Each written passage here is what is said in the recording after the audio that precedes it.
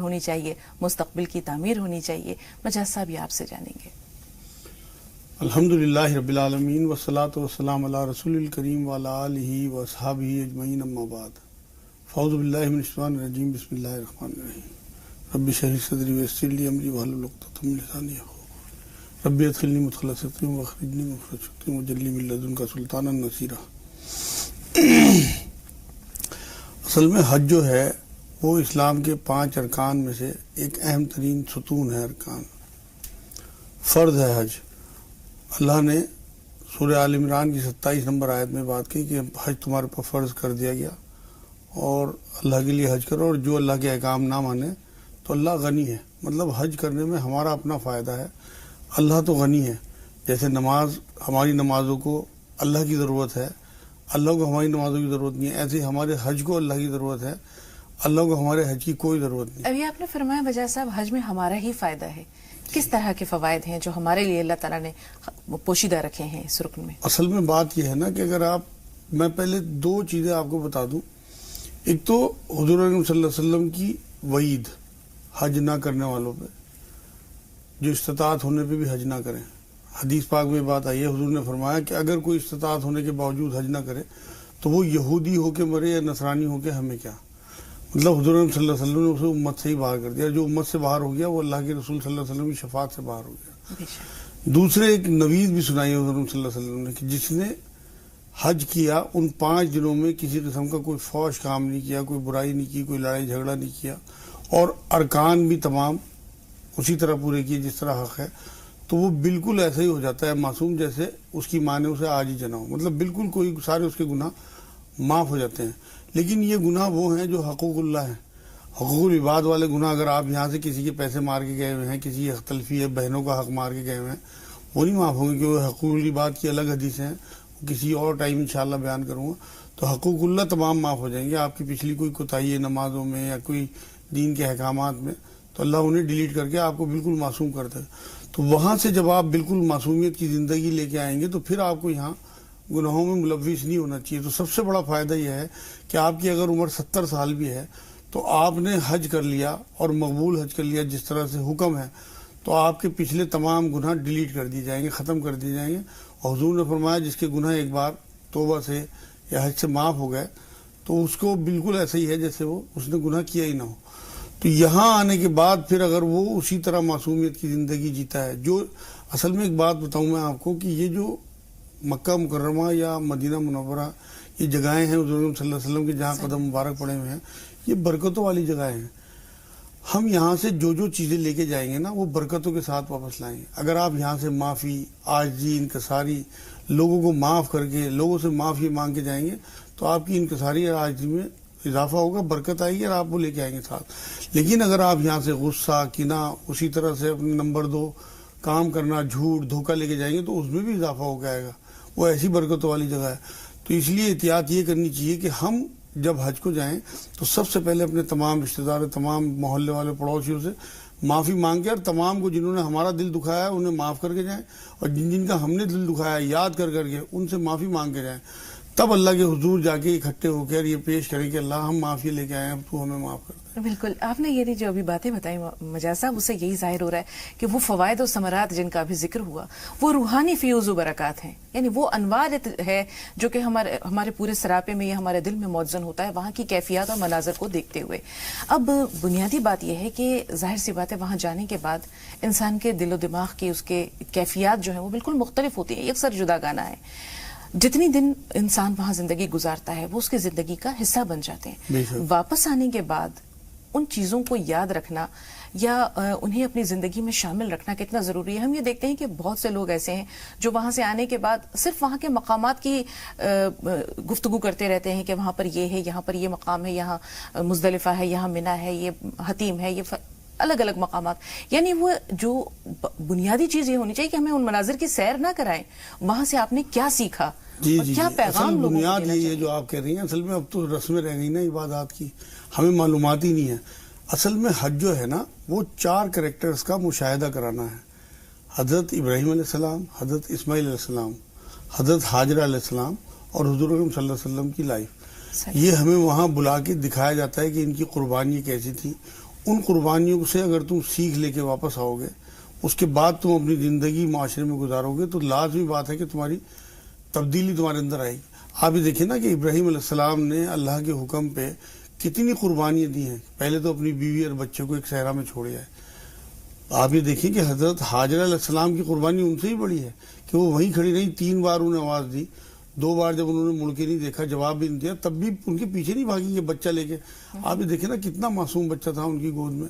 اب جب دیکھ رہے ہیں کہ میرا خامد مجھے چھوڑ کے جا رہا ہے، کچھ بھی نہیں، چند کھجورے، تھوڑا سا پانی، ختم ہو جائے گا تھوڑی دیر کے بعد. اس کے بعد تو تڑپ تڑپ کے مرنا ہی تھا. صحرا تھا، نہ کوئی چھاؤں تھی، نہ کچھ تھا. وہ وہاں کھڑے کھڑے ہوا. 3ری بار میں جب انہوں نے پلٹے بھی نہیں بلکہ یہی کہا، جب انہوں نے پوچھا یہ اللہ کا حکم ہے کہ ہاں اللہ کا حکم، اس کے بعد انہوں نے صبر کر لیا. اس کے بعد جب بچے کو دیکھا انہوں نے روتے تڑپتے، وہاں جو پھر بھاگی ہیں پانی کے لیے، اللہ نے ان کی اس محنت کی عوض میں پانی ان کے ایڑیوں سے نکلوایا ہے. حضرت اسماعیل علیہ السلام وہ جو محنت ہے، اب یہ قربانی ہمارے اگر یاد ہوں گی تو یہ زندگی ہماری آسانی سے گزرے گی اور ہم لوگوں کے ساتھ رویہ. اب آپ یہ دیکھیں کہ جو حج کر کے آیا ہے، اگر کوئی مرد ہے، اس کے بعد اس میں فرما برداری اللہ کی اور اللہ سے تعلق اور اللہ سے جو توکل ہے وہ نہیں بڑھا، تو اس کی حج سمجھ میں نہیں آیا. ایسی عورت ہے اگر اس کا اپنے خامند کے لیے فرما برداری نہیں بڑھی، اس کے حکم ماننے کا جذبہ نہیں بڑھا، تو کہاں اس کی حج سمجھ میں آیا. ایسے ہی بچوں کے لیے اگر اپنے ماں باپ کی فرما برداری، آپ دیکھیں اسماعیل علیہ السلام اپنا گلا کٹوانے کے لیے تیار ہو. بالکل مجاز صاحب، یہاں ہم یہ دیکھتے ہیں کہ رسول پاک صلی اللہ علیہ وسلم کی زندگی سے جو ایک اہم پیغام یا سبق ہمیں ملتا ہے یا ان کے مشن کو آگے لے جانا، وہ ہے توحید. توحید کا پیغام عام کرنا کتنا ضروری ہے ایک حاجی کے لیے؟ توحید کا تو اصل میں تو سارا یہ معاملہ ہی توحید کا ہے کہ وہاں پہنچنے کے بعد اللہ کے گھر دیکھنے کے بعد وہاں کی تجلیات، وہاں کے انوارات دیکھنے کے بعد آپ کے دل میں کہیں کوئی بغض، کوئی کینہ، کسی قسم کا کوئی شرک، کوئی بدعت، کوئی کفر ہو تو وہ صاف ہو جاتا ہے بالکل. وہ ایسا پاک صاف گھر ہے کہ وہاں توحید کے انوارات ایسے ہیں. میں تو خود جا کے دیکھا ہے، آپ یقین کریں کہ ایسا لگتا ہے کہ ہم بالکل دوسری دنیا میں آ گئے، اس دنیا سے نکل ہی گئے بالکل. وہاں جب پہنچنے کے بعد آدمی دیکھتا ہے کہ ایک اللہ، اس کا ایک گھر، اس کا ایک رسول. آپ یہ دیکھیں نا، یہاں تو مسلکوں میں، گروہوں میں اور اپنے جو ہم نے خود بخود جو تنظیمیں بنا رکھی ہیں ان میں الجھے ہوئے ہیں. وہاں تو ایک امام کے پیچھے تمام دنیا کے کسی بھی مسلک کے لوگ ہوں، کسی مذہب کے، جو بھی مذہب ماننے والے ہیں مسلمانوں کے، وہ سب ایک جگہ. اصل تو توحید وہی ہے. وہاں جا کے ایک امت بنتی ہے. مسلمان، صحیح سچا مسلمان، وہاں سب مومن ہیں. وہاں کسی کو یہ یاد نہیں آتا کہ میں کس مسلک سے ہوں. تمام لوگ تو توحید کا تو مرکز ہے وہ. اصل میں اجتماعیت کے لیے ہی حج ہمارے پر فرض قرار دیا گیا. آپ یہ دیکھیں اللہ تو گھروں میں بھی ہے، لیکن اللہ کیا کہتا ہے کہ نمازوں کے لیے مسجد جاؤ. وہاں آپ کو ڈیلی 5 دفعہ اپنے محلے کے لوگوں سے ملنا ہوتا ہے. وہاں دیکھنا ہوتا ہے کہ کسی کو کوئی تکلیف تو نہیں، کوئی بیماری تو نہیں، کسی کے گھر میں فاقہ تو نہیں. اس کے بعد ہفتہ واری اجتماع، جمعے کی نماز میں تمام ایریے کے لوگ ایک بڑی مسجد میں اکٹھے ہو جائیں. اس کے بعد سال میں 2 دفعہ عیدین کی نماز ہے عیدگاہ میں، وہ بڑا مجمع پورے علاقے کا جتنے بھی لوگ ہیں. اس کے بعد زندگی میں ایک بار یہ والا مجمع انٹرنیشنل، کہ یہاں پہ تمام دنیا بین کے الاقوامی مسلمان اجتماع کہہ سکتے ہیں. مجاز صاحب، یہاں ایک سوال ذہن میں اور آ رہا ہے. ایک انسان جو ہے وہ اپنا ہر عمل اللہ کے لیے کرتا ہے، اس کی نیت خالص ہونی چاہیے. اگر اس کے قول سے یا اس کے فعل سے کسی طرح کا کوئی دکھاوا ظاہر ہو جاتا ہے یا فخر و مباحات کا کوئی پہلو آتا ہے، تو کیا اس کا حج اگرچہ وہ مبرور تھا، مقبول تھا، لیکن اس کے کسی فعل سے وہ فاسد ہو جاتا ہے، باطل ہو جاتا ہے؟ اصل میں جان بوجھ کے اگر کوئی گڑبڑ کرتا ہے، آدمی شرک کرتا ہے کسی قسم کا یا دکھاوا کرتا ہے، ریا کرتا ہے. ریا کو اصل میں حضور صلی اللہ علیہ وسلم نے شرک خفی کہا. شرک خفی ہے، اور شرک خفی کو پہچاننا اتنا مشکل ہے جیسے کالی رات میں کالے پہاڑ پہ کالی چیٹی کو پہچان. بالکل. تو یہ بہت بڑا، اصل میں لوگوں کو اندازہ ہی نہیں ہوتا کہ ہم دکھاوے. اپنے آپ کو حاجی تھوڑی کہلوانا ہے. حاجی تو آپ تب ہوں گے جب اللہ کے رجسٹر میں آپ حاجی لکھے جائیں. لوگ تو پہلے سے پہلے اپنے آپ کو حاجی لکھنا شروع کر دیتے ہیں. میں تو بلکہ ڈرتا ہوں. آپ یہ دیکھیں نا، نوٹ تو جب نوٹ ہے جب بینک والے قبول کر لیں کہ ہاں نوٹ ہے، ورنہ ردی کا ٹکڑا ہے. آپ کا حج تو جب حج ہے جب اللہ اپنے رجسٹر میں آپ کو حاجی لکھ لے. تو اس لیے ہر طریقے کے دکھاوے سے، ہر طریقے کی ڈرامے بازی سے بالکل پاک صاحب، کیونکہ قرآن یہ کہتا ہے کہ حج اور عمرہ صرف اللہ کے لیے ہے. تو آپ کا اخلاص ہی کام آئے گا. اگر کسی قسم کی ریاکاری ہوگی تو آپ کے حج کو وہ مکروہ کر دے گی. یہاں ایک سوال اور ہے. کسی شخص کا دل دکھایا ہے، وہ شخص اب دنیا میں رہا نہیں، ارادہ حج کا کر رہے ہیں، ایسی صورت میں اس سے معافی تلافی کی صورت کیا ہوگی؟ اس کا لیے بہترین طریقہ یہ ہے کہ آپ اس کے لیے استغفار کریں کہ اللہ اس کے گناہ معاف کر دے، اور فاتحہ پڑھیں اس کے لیے، اس کی قبر پہ جا کے اللہ سے بھی معافی مانگیں اور اس کی مغفرت کی دعا کریں، تو کمپلسیشن میں اللہ اس کی مغفرت کر دے گا انشاءاللہ آپ کی دعاؤں کی، اور آپ کو معاف کر دے گا۔ ایک سوال اور ہے، ایک شخص ہے، اس نے کسی کا کچھ حق دبا رکھا ہے، اب حج سے روانگی سے پہلے وہ یہ پیسہ اسے نہیں دے پایا، یا اس کی جو اس کا حصہ ہے وہ نہیں دے پایا، ارادہ تھا کہ میں لوٹا دوں گا، تو ایسی صورت میں اس کی حج کی صحت پر کیا اثر پڑے گا؟ حج قبول ہوگا یا نہیں ہوگا، یا واپس آنے کے بعد پھر اسے کچھ اقدام کرنا پڑے گا؟ اصل میں اگر وہ ان صاحب سے اجازت لے لے کہ بھائی میں آگے آپ کے پیسے دوں، اور وہ اجازت دے دے خوشی سے کہ کوئی بات نہیں آپ آگے دے دینا، نہیں تو میں معاف کر دوں گا، تب تو اس کا حج ہو جائے گا، ورنہ حج نہیں ہوگا، کیونکہ قرض دار کی نماز پڑھانے سے حضور نے منع کر۔ ایسا ہوتا تھا کہ مجمع اکٹھا ہوتا تھا، کوئی میت رکھی ہوتی، حضور آگے اعلان کرتے تھے کہ بھائی کسی کا کوئی پیسہ تو نہیں اس پہ، اس کے بعد کوئی کہتا تھا بھائی پیسے ہیں تو کوئی ہے دینے والا، اگر اس کا کوئی رشتہ دار کہتا تھا کہ میں پیسے دے دوں گا، تب تو حضور نماز پڑھا دیتے تھے، ادروائز حضور منع کرتے تھے بھائی کوئی اور پڑھا دو اس کی نماز۔ تو قرض دار کی جنازے کی نماز پڑھانے سے جب حضور نے منع کر دیا، تو قرضہ لے کے یا قرضہ ہوتے ہوئے حج کو جانا آپ دیکھیں کس طرح قبول ہو جائے گا؟ بنیادی غلط ہے، تو جی پھر بنیادی غلط ہے، پھر عمارت کیسے تعمیر ہوگی؟ مجاز صاحب، جب یہ نئی زندگی ہے انسان کی، تو ہر پل انسان کو کتنا چوکنا، کتنا بیدار رہنے کی ضرورت ہے کہ اپنے ہر قول و فعل پر اس کی نظر بھی رہے، اور یہ خیال بھی رہے نیکی کرنا بڑی بات نہیں ہوتی، گناہوں سے بچنا بڑی بات ہوتی ہے۔ نیکی کے مواقع بہت سارے ہیں، چھوٹی بھی ہیں، بڑی بھی ہیں، ہر طرح کے ہیں، لیکن جو گناہ ہیں، جو برائیاں ہیں، یہ ایک طرح سے ہم کہہ سکتے ہیں کہ یہ دیمک ہے جو نیکیوں کو کھا جاتی ہے، گھن ہے جو نیکیوں کو برباد کر دیتے ہیں۔ تو گناہوں سے بچنا اور ہر پل یہ سوچنا کہ اب میں اللہ کے گھر میں وعدہ کر کے آیا ہوں کہ ایک پاک صاف زندگی گزاروں گا، گناہوں سے دور رہوں گا، تو یہ خیال اس کے حج کو یعنی برقرار رکھنے کے لیے اور اس کی نجات کے لیے کتنا ضروری ہوتا ہے؟ بے انتہا ضروری ہے۔ اصل بات تو آپ نے اب کہی ہے، اصل بات یہ ہے کہ لوگوں کو وہاں سے معصوم ہو کے آنے کے بعد جان بوجھ کے گناہوں میں ملوث نہیں ہونا چاہیے، ان کا ٹائم زیادہ زیادہ عبادات میں، مسجد سے جوڑ بڑھ جائے، عبادت سے، جو چیزیں وہ پہلے شوق سے نہیں کرتے تھے، عبادات جو صرف رسمیں تھیں ان میں ان کا شوق بڑھ جائے۔ اصل میں ہمیں سکھانے کے لیے حج ہے۔ آپ یہ دیکھیں نا، احرام کی جو پابندی ہمارے پر لگائی گئی ہے وہ یہی سکھانے کے لیے کہ وہاں تم احرام میں رہو، اس کی پابندی سیکھو، اور باقی کی زندگی واپسی میں آنے کے بعد پابندی کے ساتھ گزارو۔ کیسی پابندی ہے؟ جن چیزوں کو اللہ نے حرام قرار دے دیا، وہاں تو آپ کے اوپر حلال چیزیں بھی حرام ہو جاتی ہیں احرام کی حالت میں، لیکن یہاں آنے کے بعد جن جن چیزوں کو قرآن نے یا اللہ کے رسول صلی اللہ علیہ وسلم کی احادیث پاک سے ہمیں پتہ لگتا ہے کہ حرام ہے، ہمیں یہ پابندی کرنی چاہیے کہ ہم ان سے بچیں، یہ سکھاتا ہے احرام ہمیں۔ تو وہاں سے آنے کے بعد معصومیت کی زندگی گزارنے کا بہترین طریقہ یہ ہے کہ اپنے آپ کو زیادہ زیادہ عبادات میں لگائے، آدمی مسجد سے جوڑ لگائے، اور شوق پیدا کرے اپنے اندر، جس سے کہ وہ جذبہ اس کا مستقل جاری رہے۔ بالکل، اللہ تعالیٰ سے جو بندی کا ایک تعلق حج کے دوران استوار ہوتا ہے، اسے کمزور نہیں پڑنے دیتے، نہیں ہونا چاہیے، بالکل۔ حضور نے بھی یہ بات فرمائی ہے، حضور نے فرمایا کہ جب آدمی حج سے واپس آئے تو جلدی جلدی اس سے مل لو، سفر کے بیچ میں ہی اس سے مصافحہ کر لو، اس سے گلے مل لو، بلکہ میں تو یہاں تک کہتا ہوں کہ چومنا چاہیے، وہاں کے نظاروں کا مشاہدہ کر کے جو آنکھیں آئی ہوں، وہاں کی دھول مٹی ہوا جس جسم کو لگ کے آئی ہو، وہ تو اس قابل ہے کہ اسے، کیونکہ وہاں کی برکتیں انوارات لوگوں کو اندازہ ہی نہیں ہے، وہ اللہ کا گھر ہے، آپ پوری زمین کا سینٹر ہے کعبہ۔ کل انشاءاللہ اس پہ تفصیل سے بات کریں گے۔ دو کالرز ہیں ہمارے ساتھ۔ نکھت صاحبہ پہلے آپ سے مخاطب ہے، فرمائیے سوال کیا ہے؟ السلام علیکم آپا۔ وعلیکم السلام ورحمۃ اللہ وبرکاتہ۔ السلام علیکم۔ السلام۔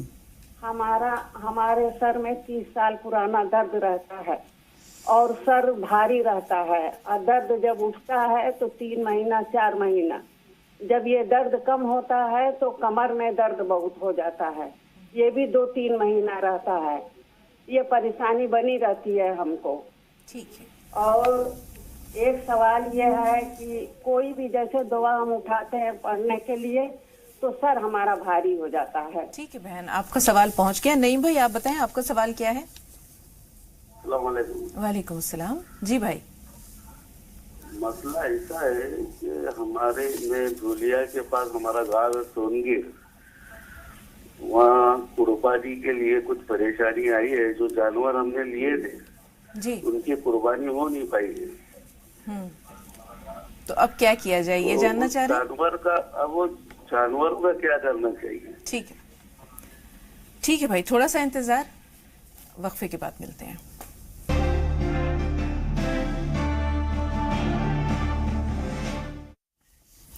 नाज़रीन, ब्रेक के बाद एक बार फिर आप सबका इस्तकबाल है। शहनाज साहबा फोन लाइन पे मौजूद हैं। जी बहन, सवाल बताइए। शहनाज साहबा, हमें सुन पा रही हैं आप? हाँ मैडम जी बताइए, अस्सलाम सवाल क्या है? वालेकुम। वालेकुम अस्सलाम वरहमतुल्लाहि वबरकातुहू। हाँ मैडम, मेरा ये सवाल है कि अभी ये जो आबे जमजम का चश्मा इस्माइल अलैहिस्सलाम की एड़ी रगड़ने से निकला, उसके पहले जो कौम हज करती थी, उनको पानी का इंतजाम कहाँ से था? अच्छा सवाल है जी मजाज साहब। ये जो सवाल इन्होंने अब किया जी, है, जी। हाँ, असल में बात यह है ना कि पहले हर जितनी भी उम्मतें आई हैं उन पे हज तो फर्ज था, तो उससे पहले लोग अपने आप इंतजाम करके साथ लाते थे जो हज करने के लिए आते थे। ये मतलब किसी ऐसी रिवायत से तो साबित नहीं है, मगर अंदाजा है, क्योंकि उसके बाद जब पानी वहां जमजम निकल आया है, उसके बाद फिर वहां बस्ती शुरू हुई है, लोगों ने बसना शुरू किया, क्योंकि पानी जो है वो जिंदगी है। कुरान ये कहता है कि मैंने तमाम जिंदगी जो है वो पानी से चलाई। असल में मादा हयात जो है वो तो मिट्टी है, लेकिन जिंदगी जो चलती है वो पानी के जरिए चलती है। तो जब पानी जमजम निकल आया, उसके बाद फिर जो इब्राहिम अलैहिस्सलाम के बाद की कौम है, क्योंकि नूह अलैहिस्सलाम के ज़माने में ये बात लिखी हुई है रिवायतों में कि काबे को उठा लिया गया था जब सैलाब आया। उसके बाद अक्सर नौ तामीर हुई इब्राहिम अलैहिस्सलाम के ज़माने में। उसके बाद फिर हज जो है वो लोगों पे फर्ज हुआ, उस उम्मत पे, फिर लोगों ने हज करना शुरू किया, तो जब तक जमजम आ चुका। जी, अनवर भाई आपसे मुखातिब हैं। सालार भाई थोड़ा सा इंतजार। अनवर साहब सवाल बताइए। अनवर साहब सुन पा रहे हैं? हाँ सुन पा रहे हैं। जी बहन, सवाल बताइए।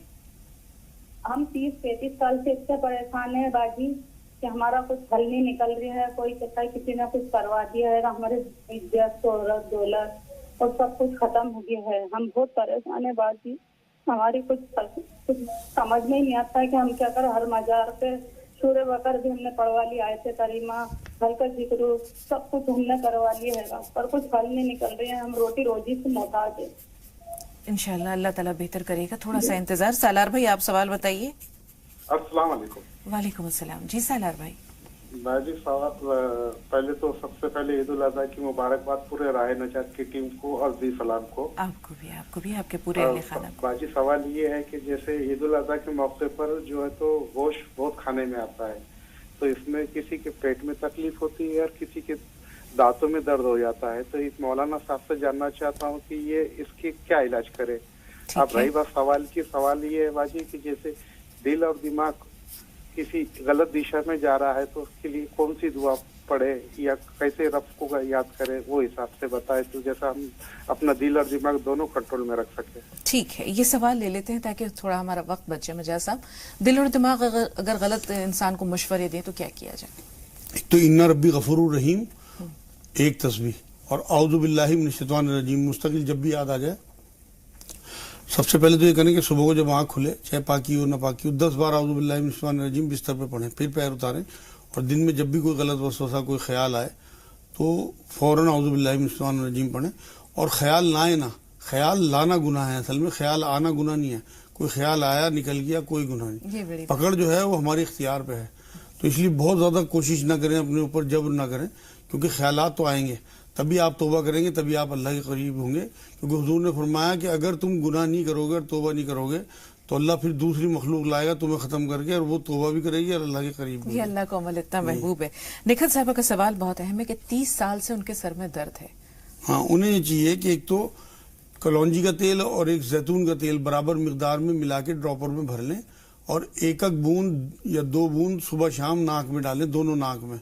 उससे थोड़ी मिर्चें लगेंगी लेकिन परेशान ना हो। कुछ दिनों की बात है, इंशाल्लाह 5-4 दिन में उनका दर्द हमेशा के लिए खत्म हो जाएगा।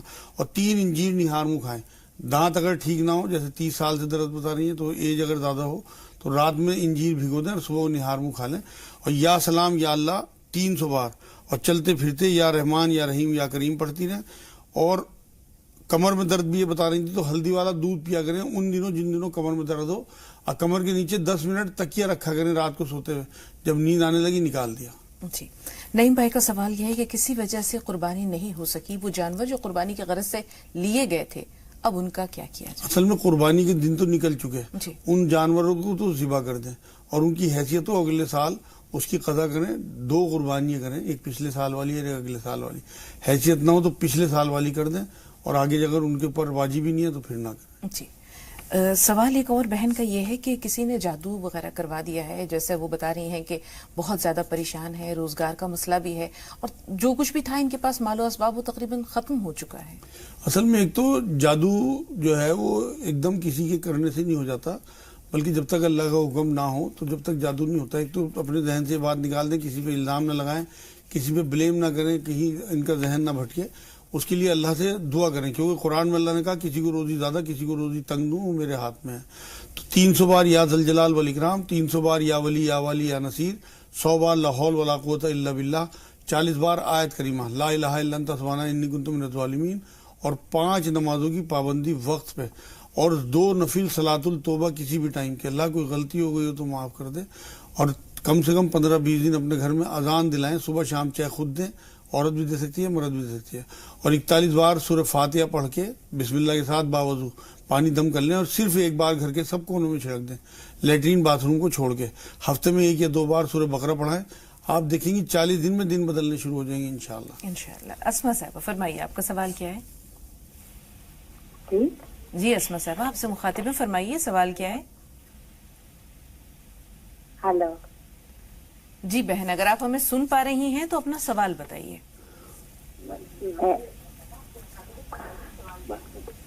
میرا سوال ہے، میرے شوہر جس دن سے میرے شوہر کماتے ہیں تو ہاتھ میں روپیہ نہیں رہتا ہے، کبھی رہتے ہیں تو ایسا یہ ہو جاتا ہے. ٹھیک ہے، جہاں تک بات سمجھ میں آئی کہ روزگار میں برکت نہیں، پیسہ آتا تو ہے لیکن اس میں برکت نہیں. ٹھیک ہے، تھوڑا سا انتظار. حلیم بھائی آپ بتائیے، آپ کا سوال کیا ہے؟ ہلو جی حلیم بھائی سوال بتائیے. ہاں، ہمارا سوال یہ ہے بہن کی ہماری نانی نے ہماری ماں کو ایک مکان دیا تھا. جی. تو بعد میں ہمارے ماموں کو سب کو معلوم تھا کہ نانی نے دیا ہے ان کو. پھر ہماری ماں کے انتقال کے بعد انہوں نے اس کو کہہ دیا کہ آپ کا حصہ ختم ہو گیا. کیا ایسا ہوتا ہے؟ اصل میں بات یہ ہے نا کہ قرآن میں جو سب سے بڑی آیت اللہ نے اتاری ہے نا، وہ لکھنے کے اوپر اتاری ہے سورہ بقرہ میں، کہ لکھ لیا کرو معاملات کو. اور ہمارے میں دیکھتا ہوں نا اس امت کا سب سے برا حال اسی معاملے میں ہے کہ یہ لکھتے نہیں چیزوں کو. سگے بھائیوں میں سگی بہنوں میں بھی کوئی معاملہ ہو تو اسے چاہے سادے کاغذ پہ لکھ لیں یاد آنے کے لیے. یہ جو بات یہ اب کہہ رہے ہیں نا، کیونکہ ان کے پاس لکھت میں کوئی تحریر نہیں ہے اپنی ان کی والدہ کی مدر کی، تو اس لیے اب تو جو ان کے بھائی کر رہے ہیں وہ حالانکہ حق تلفی ہے. اگر وہ سب کے سامنے انہیں ہیبے کر گئی تھی کوئی چیز تو زبانی ہیبے بھی ہوتا ہے، اصل میں تو وعدے کی بھی پوچھ گچھ ہوگی. ان کے ماموں کو یہ سمجھنا چاہیے کہ ہمیں حساب دینا ہے اللہ کے ہاں، تو حق تو ان کا ہی ہے اگر وہ انہیں دے گئی تھی. اور اگر نہیں لکھوایا تھا تو پھر دنیا کے قانون کے حساب سے تو ان کے پاس ثبوت ہی نہیں ہے. صبر کرے، مطلب اپنے دل میں کینہ رکھنا وہاں ان کے آخرت میں بہت مشکل پیدا کر دے گا. لیکن حق بنتا ہے، اگر حق تو بہن بنتا کا ہے تو بالکل. بھائیوں کو ہیبے تو زبانی ہیبے بھی ہوتا ہے، ان کی مدر اگر دے گئی تھی تو حق تو ان کا ہے. اس کے لیے یہ کریں گے کہ 300 بار یا ذل جلال والاکرام، 300 بار یا ولی یا والی یا ولی یا نصیر، اور 100 بار آیت کریمہ پڑھیں اور اللہ سے دعا کریں کہ میرے بھائیوں کا دل بدل دے اور وہ میرا حق نہ ماریں، جس سے ان کی آخرت سنوری رہے. کیونکہ انہوں نے معاف بھی کر دیا تو کئی بار اللہ پکڑ لیتا ہے. پکڑ تو ہونی ہے مجاز صاحب، جی بالکل ہونی ہے. سائرہ صاحب آپ سے مخاطب ہے، فرمائیے سوال کیا ہے؟ السلام علیکم ورحمۃ اللہ وبرکاتہ. آپ کو عید کی بہت بہت مبارکباد. وعلیکم السلام ورحمۃ اللہ وبرکاتہ. آپ کو بھی بہت مبارک بہن. یہ فرمائیے. جی میرے 2 سوال ہیں. پہلا سوال تو یہ ہے کہ جیسے کوئی شخص دارو پیتا ہے اور وہ نا 5 دن تو لگاتار دارو پیتا ہے، کوئی کام دھندا نہیں کرتا ہے، اور 2 دن دارو نہیں پیتا پھر تو خوب محنت سے کام کرتا ہے، تو اس کا پیسہ 20 بچوں کو کھانا چاہیے، جائز ہے کہ نہیں؟ اور دوسرا سوال میرا یہ ہے کہ جیسے اللہ تعالیٰ نے کیا کہ اللہ کی عبادت کرو کسی کی نہ کرو، ایسا کوئی شخص ہے اور وہ اللہ کو تو کہتا ہے اللہ ہے بس نہیں کہتا، اور اللہ نے تو ہمیں جھاڑ کے پھینک دیا تھا، اور دوسری جس کی اللہ نے منع فرمایا ہے عبادت کے لیے اس کو کہتا ہے کہ نہیں انہوں نے ہمیں سنبھالا ہم تو ان کو ہی سمجھیں گے، تو اس کے گھر جانا آنا چاہیے، اس سے رابطہ رکھنا چاہیے کہ نہیں؟ مجاز صاحب دوسرا سوال پہنچا آپ تک؟ ٹھیک ہے، تھوڑا سا انتظار. خدیجہ صاحب آپ بتائیے آپ کا سوال کیا ہے؟ السلام علیکم. وعلیکم السلام. جی بہن. جی میرے 2 سوال ہے. پہلا سوال تو یہ ہے کہ جو ہم قربانی کے لیے جانور میں حصہ لیتے ہیں تو ہمارے یہاں تو قربانی نہیں ہوتی، ہمارے شہر میں دوسرے شہر میں یہ بڑے جانوروں کی قربانی کی جاتی ہے تو وہ دوسرے تیسرے دن ہوتی ہے، تو جس کی طرف سے قربانی کی جا رہی ہے اس کے لیے روزہ رکھنے کا کیا طریقہ ہے؟ کیونکہ قربانی وہ سارے دن ہوتی ہے، تو یہ بتا دیں. اور دوسرا سوال بہن، یہ ایک تو ہے آپ کہ کی بہت آواز سارے بہت ہمارے بھائی بہن- آپ کی آواز بہت آہستہ پہنچ رہی ہے. آپ نے کہا قربانی کہیں اور ہوتی ہے، ایسی صورت میں یہاں آپ نے اس کے بعد کیا کہا؟ تو میڈم یہ میرا سوال ہے کہ روزہ رکھنا ہے جس قربانی کی جس طرف سے کی جا رہی ہے تو روزہ رکھنے کا کیا طریقہ ہے؟ عید کیونکہ سارے دن نہیں الفطر اور قربانی عید ہوتی الاضحیٰ ہے۔ کے دن بہن روزہ نہیں ہوتا. عید الفطر اور عید الاضحیٰ کے دن روزہ نہیں، وہ جو جن کی طرف سے قربانی ہوتی ہے ان کو صبح فجر کے ٹائم سے روزہ رکھنا ہوتا ہے نا، جب تک قربانی نہیں ہو جاتی. اچھا، وہ روزہ نہیں ہوتا، وہ کچھ اور ہے. چل آگے دوسرا سوال بتائیے. جی، دوسرا سوال یہ ہے کہ ہمارے بہت سارے بھائی بہن روزگار کی پریشانی کی وجہ سے پریشان ہے، کسی کام دھندے نہیں چل رہے ہوتے تو کہیں پر برکت نہیں ہوتی. تو مولانا صاحب سے پوچھنا چاہتی ہوں، کبھی کبھی جب ہمارے کام دھندے اچھے چل رہے ہوتے، روزی کی فراوانی ہوتی ہے تو ہم اپنے غریب رشتے داروں کا مسکینوں کا خیال نہیں رکھتے. تو کیا اس وجہ سے بھی روزی تنگ کر دیتا ہے اللہ پاک؟ کیونکہ ہم تو بس اپنا ہی بھلا کرنے میں لگے ہوتے ہیں. ایک پلاٹ ہے تو دوسرا بھی ہونا چاہیے، جتنے لڑکے سب کے نام سے الگ الگ ہونا چاہیے، جبکہ ہم بھول جاتے ہیں کہ ان سب رشتے داروں کا بھی ہمارے روزے میں حصہ ہوتا ہے. بالکل بالکل، آپ کا اس کے سوچنا بارے میں بالکل بتائیں. درست ہے. انشاءاللہ ہم بتائیں گے مجاز صاحب ایک چھوٹے سے بریک کے بعد.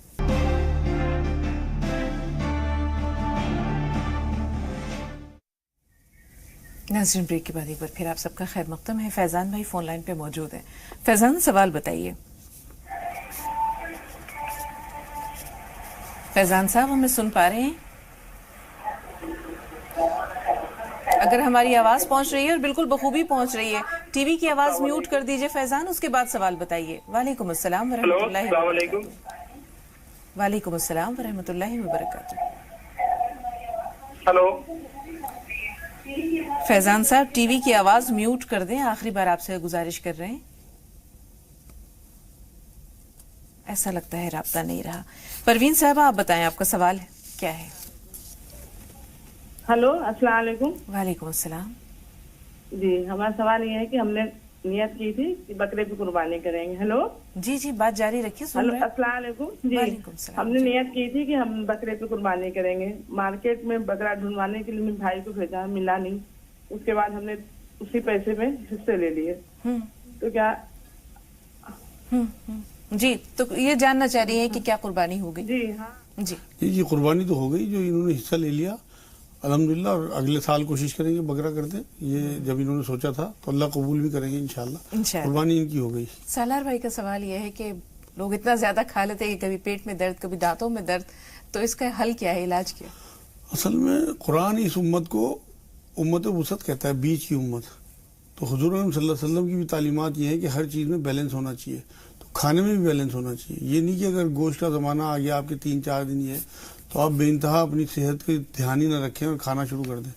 لمٹ میں کھائیں، اور اگر کسی نے خدا نہ خواستہ زیادہ کھا لیا تو وہ اسبغول کی بھوسی سادے پانی سے روز کھائے جلن وغیرہ کے لیے. ٹھنڈا پھیکا دودھ پینا شروع کر دیں 2-3 دن. لیکن اصل بات یہ ہے کہ کم کھائے، کیونکہ اس سے پیٹ بھی خراب ہوگا اور دانت بھی خراب ہوں گے اور دقت بھی آئے گی. لازمی بات ہے، کیونکہ گوشت بھی ایک لمٹ میں آدمی کو کھانا چاہیے. ہر چیز میں بیلنس ہونا چاہیے. انسان کم کھانے سے بیمار نہیں ہوتا، زیادہ کھانے سے بیمار ہوتا ہے. نہ کم کھانا تو سنت ہے. حضور صلی اللہ علیہ وسلم کے بارے میں تو یہ بات آتا ہے کہ بہت کم کھاتے تھے. آپ یہ دیکھیں کہ ایک مدینے میں ایک حکیم نے آ کے دکان کی، اور جب 1 مہینے تک اس کا کام نہیں چلا تو حضور کے پاس پہنچا کہ حضور میرا تو کام نہیں چل رہا. حضور نے چلے گا نہیں، کیونکہ یہاں لوگ بھر پیٹ کھاتے ہی نہیں. تو جو زیادہ کھانے والے لوگ ہوتے ہیں وہی بیمار ہوتے ہیں. سمینہ صاحب فرمائیے، سوال کیا ہے آپ کا؟ جی السلام علیکم. وعلیکم السلام. جی بہن، جی میرا سوال یہ ہے کہ میں گھر خرچ میں سے پیسے بچا کر حج کے لیے سونا جمع کرتی ہوں نا، اس پیسے کا میں تھوڑا سونا بنا لیتی ہوں. ہاں. اور وہ پیسے اگر گھر کے کچھ دوسرے کام میں خرچ کر دیے جائے تو کیا وہ صحیح ہوگا؟ آپ کی بات جہاں تک سمجھ میں آئی کہ آپ حج کے ارادے سے کچھ پیسے جمع کر رہی ہیں اور آپ اس کا سونا بنا لیتی ہیں. جی. پھر اگر گھر میں کوئی ضرورت پڑتی ہے تو سونے کو بیچ دیتی ہیں؟ کچھ دوسرے کام میں کام آ جائے. ٹھیک ہے، مجاز صاحب تک آپ کی بات پوری پہنچ گئی ہے. عبدالسلام بھائی آپ بتائیں، آپ کا سوال کیا ہے؟ عبدالسلام صاحب سن پا رہے ہیں ہمیں؟ ایسا لگتا ہے رابطہ نہیں رہا. سونا بنا لیتی ہیں، پھر گھر میں اگر کوئی ضرورت ہوتی ہے وہ پیسے خرچ ہو جاتے ہیں. بالکل کوئی حرج نہیں، کیونکہ ان کے اوپر حج فرض ہی نہیں ہے. جس طرح کی یہ بات بتا رہی ہیں کہ انہیں پیسے اکٹھے کرنے، حج کا شوق تو انہیں ہے.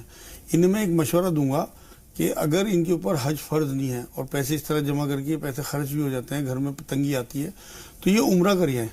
ایک زمانہ ایسا آتا ہے اب آئے گا انشاءاللہ بقرعید کے بعد کہ 30-35 ہزار روپے میں 40 ہزار روپے میں حج ہو جاتا ہے 15 دن کے لیے آدمی آرام سے, مطلب میں کھجور پانی کے.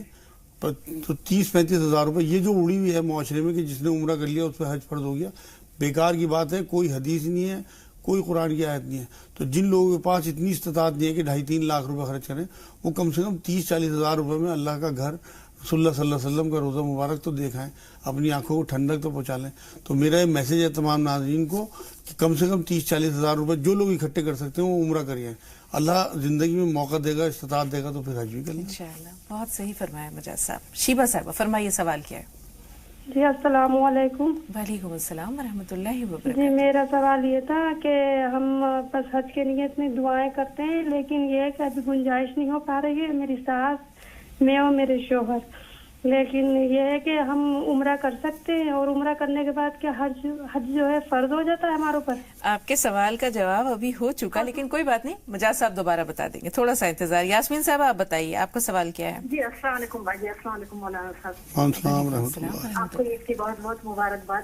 آپ کو بھی بہن. بھائی جی میرا سوال یہ ہے کہ میرے گھٹنوں میں اتنا درد ہے, پرسوں ایکس رے کرائی میں نے, تو ڈاکٹر نے کہا کہ آپ کی ہڈیاں گھس رہی ہے, لیکن مجھے پیچھے سے کلے کے پاس کی ہڈی سے ایک رگ میں اتنی تکلیف ہوتی اٹھتے وقت بیٹھتے وقت کہ ایسا لگتا وہ میری ایک نس اٹک گئی پیچھے گھٹنے کے پاس, اور ڈاکٹر کہہ رہا کہ آپ کی ہڈیاں گھس رہی ہے.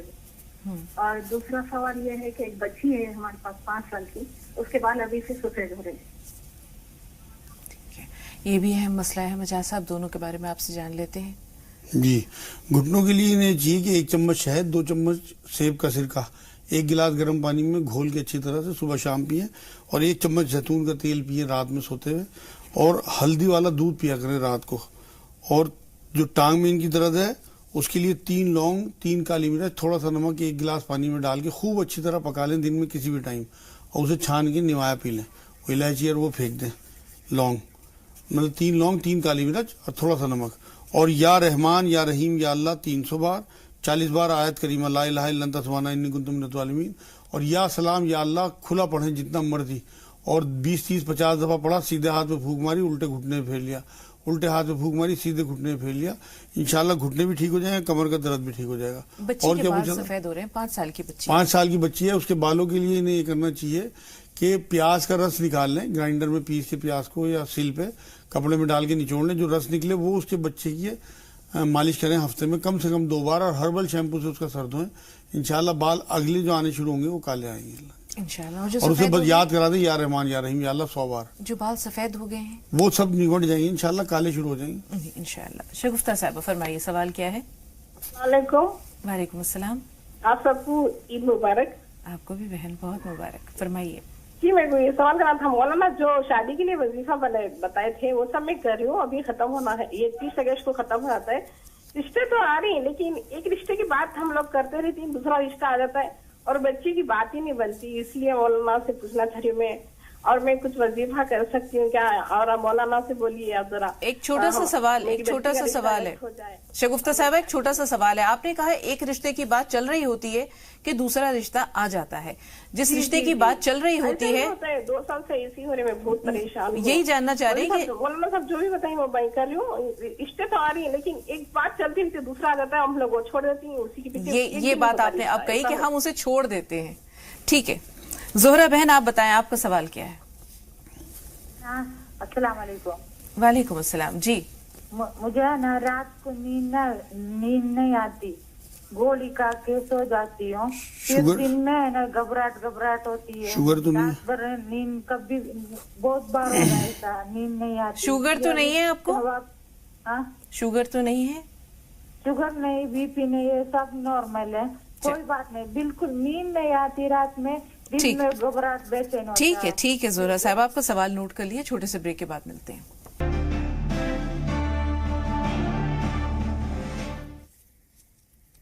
ناظرین وقفے کے بعد ایک بار پھر آپ سب کا استقبال ہے. ایک سوال بہت اہم ہے مولانا صاحب کہ ایک شخص ہے جو 5 دن شراب پیتا ہے, 2 دن نہیں پیتا, جس دن وہ 2 دن شراب نہیں پیتا اور اس دن وہ کمائی کر کے لاتا ہے تو اس دن کے روزگار کو وہ بیوی بچوں پر اگر خرچ کرتا ہے تو بیوی بچوں کے لیے جائز ہے اس کی؟ بالکل جائز ہے. اصل میں ایک حدیث یہ ملتی ہے، حضور صلی اللہ علیہ وسلم نے فرمایا کہ جب کوئی آدمی حرام کام کر رہا ہوتا ہے تو اس کا ایمان نکل کے اس کے سر پہ پرندے کی طرح پھرتا رہتا ہے، اس کے اندر نہیں ہوتا. لیکن جب وہ اس کام سے نکل جاتا ہے حرام کام سے تو پھر ایمان پھر آ جاتا ہے. تو وہ 2 دن اس کے ایمان والے ہیں، اس کی کمائی بھی حلال ہے. باقی 5 دن نہیں. باقی 5 دن تو اصل میں وہ حرام میں ملوث نشے میں رہتا ہے تو وہاں کہاں کمائی کر پاتا ہوگا. تو بس دعا کریں کہ اس کے لیے کہ اللہ پاک اس کا نشہ چھڑا دے. بہت بڑا المیہ ہے. کوئی دعا بتائیں مجاز صاحب. ہاں، اس کے لیے انہیں یہ چاہیے کہ جب وہ سوتا ہوا ہو تو 21 بار یا شہید سرانے کھڑے ہو کے اس کے اوپر دم کریں، اور 21 بار پائنتیوں کھڑے ہو کے 3 بار درود، 21 بار سورہ اخلاص قل اللہ احد، اور 3 بار پھر درود شریف پڑھ کے پائنتیوں کی طرف کھڑے ہو کے دم کریں اور اللہ سے دعا کریں، اور اسے کالے تل کھلایا کریں. مطلب کئی کمپنیوں کی ایک گولی آتی ہے ڈسل فرام کر کے، وہ آدھی گولی رات میں اسے بنا بتائے دیں دودھ میں چائے میں، ڈسل فرام کہیں سے بھی مل جائے کسی اسٹور سے، تو انشاءاللہ نشہ چھوٹنا دور. انشاءاللہ. روزگار میں برکت کا جو مسئلہ ہے کئی بھائی بہنوں کا ہے. برکت کی ان کو ایک تو نمازوں کی پابندی، اصل میں روزگار جو ہے وہ اللہ کے ہاتھ ہے، اور ہمارا سارا تعلق اللہ سے نمازوں کے حوالے سے ہے.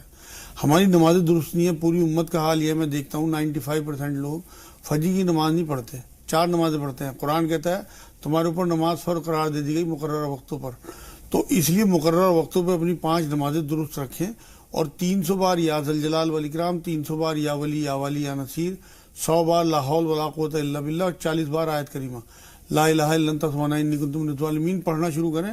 40 دن میں دن بدلنے شروع ہو جائیں گے. مطلب صلاۃ التوبہ 2 نفل ضرور پڑھا کریں کہ اللہ کوئی کوتاہی کوئی غلطی ہو گئی اسے معاف کر دیں. کوئی حرام کام گھر میں ہو رہا ہو، یا بیاج پہ کوئی پیسے لیے ہوئے ہوں، یا کوئی اور اس طرح کا کوئی معاملہ گھر میں حرام کا ہو تو اسے دور کرنے کی کوشش کریں. ایک بہت اہم سوال اسی سوال سے جڑا ہوا. ایک بہن نے کہا کہ ہم اپنے غریب رشتہ داروں کا خیال نہیں رکھتے، آس پاس کے غرباء اور مساکین کا خیال نہیں رکھتے، ان کی ضرورتوں سے ناواقف رہتے ہیں. کیا یہ بھی ہماری روزی میں کمی، کوتاہی یا اللہ تعالیٰ کی کسی پکڑ کا سبب ہے؟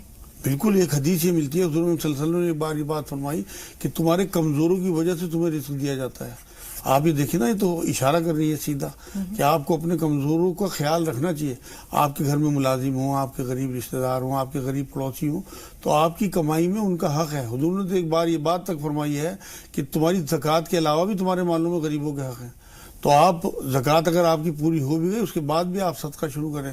اور خاص طور سے جو ملازم آپ کے گھروں میں رہتے ہیں، معصوم بچی ہے یا بچے جن کے ماں باپ غریب ہیں یا نہیں ہیں، ان کے ساتھ بہت اچھا رویہ، ان کی وجہ سے ہو سکتا ہے آپ کو رزق مل رہا ہو. آپ کے پڑوسی 70 گھر حضور نے بتایا پڑوس ہے، اور اس میں یہ بھی نہیں کہا کہ ہندو یا مسلمان کوئی ہو چاہے، اصل میں تو انسان ہونا چاہیے. ان کا دکھ ہمارے دل میں، دکھی کا دکھ دور کرنا ہے، اصل میں تو ایمان کا حصہ ہی ہے. بہت بڑی عبادت ہے. انم صاحبہ فرمائیے سوال کیا ہے؟ ہیلو جی بہن فرمائیے سوال کیا ہے؟ السلام علیکم. وعلیکم السلام. ہیلو السلام علیکم. وعلیکم السلام. انم سن رہے ہیں آپ کو، سوال بتائیے.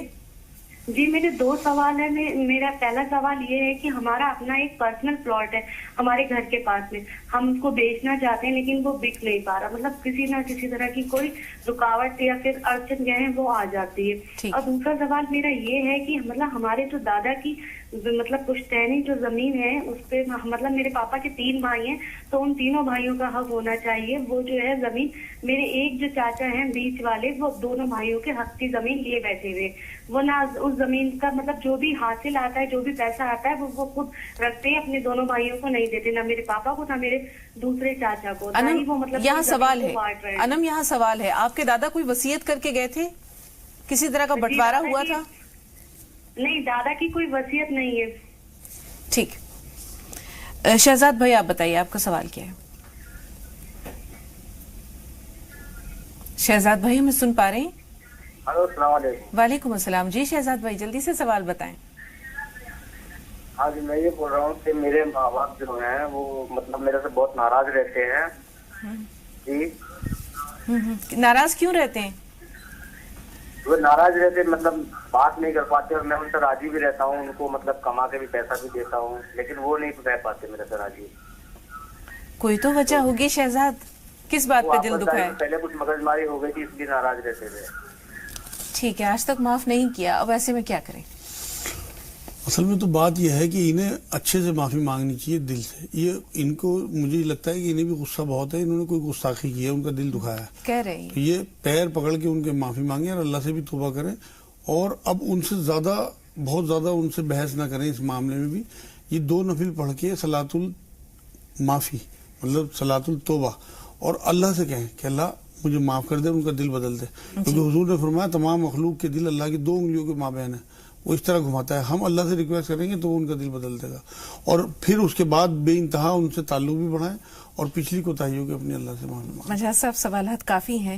شادی کے لیے جیسے بہن نے کہا کہ رشتے تو آتے ہیں, ایک رشتے کو کنسیڈر کر رہے ہوتے ہیں یا وہ زیر غور ہوتا ہے کہ دوسرا آتا ہے, ایسے میں یہ پہلے والے کو چھوڑ دیتی ہیں, پھر بعد میں کہتی ہیں کہ بات نہیں بنی. ہاں, یہ دن میں تو 100 بار ان ربی علی کل شیء قدیر پڑھیں, اور رات کو عشاء کے بعد 360 بار ربی انی مغلوب فانتصر, سورہ قمر کی 10 نمبر آیت ہے, ربی انی مغلوب فانتصر, یہ پڑھیں, انشاءاللہ رشتہ اسی سال میں سیٹ ہو جائے گا کبھی بھی. لیکن یہ کتنا ضروری ہے کہ جو رشتہ زیر غور ہے اسے کسی بھی بنیاد پر ریجیکٹ کر کے دوسرا رشتہ اگر آیا ہے تو اس پر غور کرنے لگ جانا. نہیں, اصل میں تو پسند کی بات ہے نا, یہ زبردستی بھی تو کسی بچی کو نہیں لا سکتی کہ ان کا گھر کا ماحول ہی خراب ہو جائے.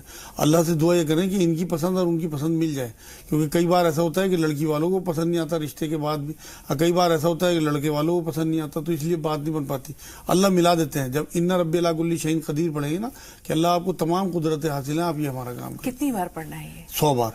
بے خوابی کا مسئلہ ہے, نیند نہیں آتی, زہرا صاحب اس کے لیے انہیں چاہیے 300 بار لا حول ولا قوت الا باللہ دن میں چلتے پھرتے جب مرضی پڑھیں, 1 آملے کا مربع روز رات کو سوتے ہوئے, اور 5 منقر رات کو, اور لیٹتے ہوئے 2 تسبیح یا حیو یا قیوم کی نیت کر کے لیٹیں بستر پہ, شروع کر دیں, ایک بھی پوری نہیں ہوگی, نیند آ جائے گی انشاءاللہ. اب 1 منٹ میں 2 سوال دیکھتے ہیں مجاز صاحب کیسے نمٹ پاتے ہیں.